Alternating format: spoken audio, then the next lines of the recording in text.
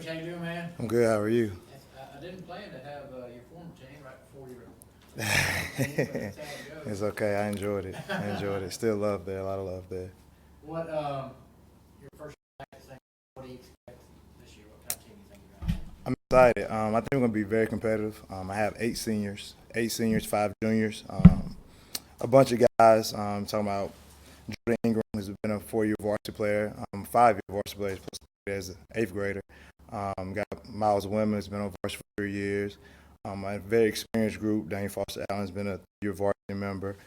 Miles White as well. A very experienced group of seniors. I'm excited about the chance to finish with them. Most of these guys, especially seniors, I coached 3 out of 4 years. Some years as a JV or as assistant, I was a part of their basketball growth, and having a chance to come back and finish with them is special. It's special to me. We started together. My first job as a head coach, as a JV coach, we started together and get a chance to finish. It definitely speaks a lot for me personally. So, who are some of your non-football players that have been, looking good so far in preseason? Preseason wise, Miles Woodman and Miles White. Miles Woodman had a fantastic summer. He played really great for me as a kid and JV I had. We kind of played him kind of any and everywhere. He's 6'5". He has tremendous ball skills. He can handle the ball. He can make decisions with his ball in his hand, but he can also score and finish around the basket. Miles White has an incredible ability to shoot the basketball, and he's been shooting the ball tremendously. In the fall league we hosted this year, he had a very good ending in the tournament. Him and Miles Women competing against some of the elite players. They definitely stepped up to the challenge and competed well. And our biggest thing this year is a lot of our mindset. I'm a defensive first guy. I want to guard. I want to be the best defensive team in the state if possible. But they've really accepted that challenge of being better defensively, being more physical as a group, and not being so much of a finesse team and relying on skill, but not being afraid of doing some more of the dirty stuff. Talking fall league, you being from North Alabama, to imagine us having 2 fall leagues for boys, what does that say for the growth of basketball? It speaks a lot. I personally am a product of the fall league. I think I don't have the success I had when I was in high school if it wasn't for the fall leagues that was in place up in Northern Alabama. Those things really prepared me for the season to help me grow and hear different voices, to give me more chances to play game-like situations and be a better basketball player.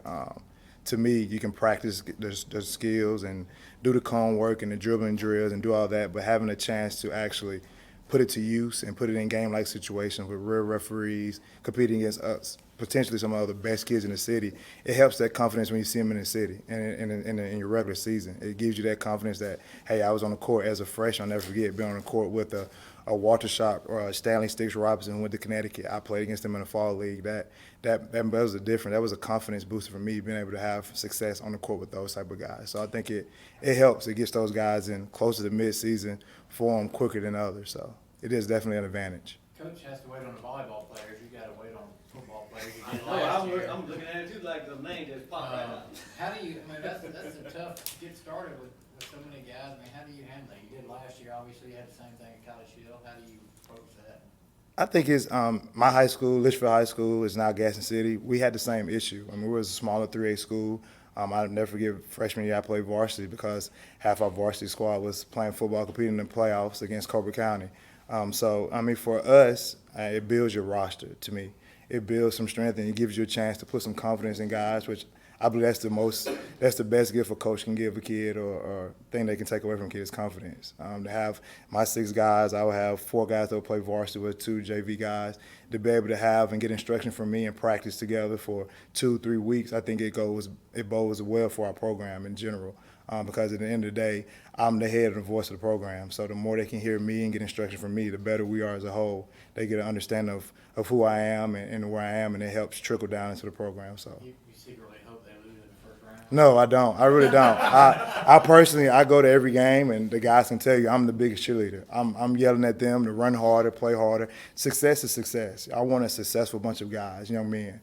Whether it's in the basketball court and when the season's done, I want them to be successful, period. So for them to be champions in football, that bodes well and it carries over to basketball. We get in playoff time, the preparation mentally, it's not different. It's just a different sport. So having a champion mindset on the football field, for me, is a plus. Talk about Jordan a little bit. He's such a good football player, but also a great basketball player. How good is he on the basketball court? He's phenomenal. He's a very intelligent kid. One thing I love about him, he's patient. He leads the right way.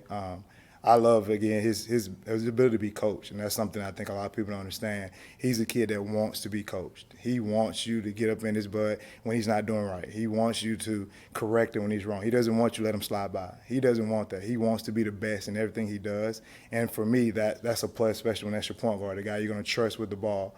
Again, very intelligent, just a hard worker. I mean, he loves to compete, and he loves basketball as well, just as much as he loves football.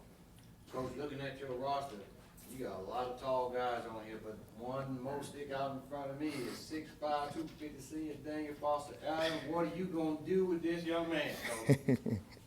We're going to use him as many ways as possible. Daniel is a kid at JV. I had a lot of fun. We spent a lot of time together. To get to reconnect with him is fun. He's a very light-footed kid that can move better than a lot of people give him credit to doing. He shoots it pretty well from the mid-range. We're going to explore some of that this year. As far as a rim protector, I mean, he's going to be our anchor defensively. And offensively, he's just going to be a glass eater. That's my challenge to him. And again, for us, we're trying to simplify the game. We're not trying to be overcomplicated. Just use that size and athleticism, rebound well, finish around the basket, and anchor us defensively. He can do that. Everything else is kind of just come and flow as the game goes. So. How big was it for you to have a great June and for your guys to get to learn your system, your football guys, because they were able to come in and you did have all your football guys then participating and learning your system 3 months before you're getting ready to install? It was good. As far as having everybody with football and visits, it kind of was a interesting time for us. Because again, that is important to a lot of them. Football is something that they want to do collegiately, and I don't want to get in the way of that. So we did have some guys have to step out to do some things, football, and take care of some business. But as far as having the guys, honestly, my system, the way we play, is a lot of bits and pieces of what they've been a part of the last 3 years. I'm the fourth varsity coach for some of them, and some of the stuff, a lot of my stuff is some of the stuff they've been doing well already. I'm not trying to fix something that was already working. We're just going to continue some of the things that I already know that they did, and we're going to try to continue that and maybe improve on some things that they lack. So, Playing in 5A Area 1, LaFleur Viger, Satsuma Faith Academy. Being from North Alabama, I know you're used to challenges. What type of challenge is that for you? a huge challenge, not just from an aspect of team to team, but from the coaches in our area. Coach Pope does a phenomenal job. He's a guy that's been around a lot longer than I have. Coach Applin does a great job at Faith Academy. Coach Davis has done a fantastic job with Viger. These are guys that have all coached on that next level in a championship game or and they've been in that arena. I'm a second-year guy. So for me personally, it's a challenge to me, which I love, just to go and I'm going to appreciate and enjoy the match wits with the Coach Pope, with the Coach Applin, with the Coach Shep over at Satsuma. So, I mean, it's definitely different. It's something that it's a nervous excitement. I don't think it's a nervousness as I'm not ready for it, but it's excitement to see the things I've learned, how do they apply, and how can I play this game of chess that we're about to enter into. You talk about what you have learned. First year as a head coach on the varsity level 1 year ago, College Hill. Now, talk about taking that to your second year. And one of the two biggest things that you did learn a year ago as a head coach versus moving a seat over from an assistant coaching standpoint. Most importantly, I guess, trying to have a game-winning play for you got the ball 2 possessions, the last 28 seconds of a ball game down in Montgomery against Calhoun.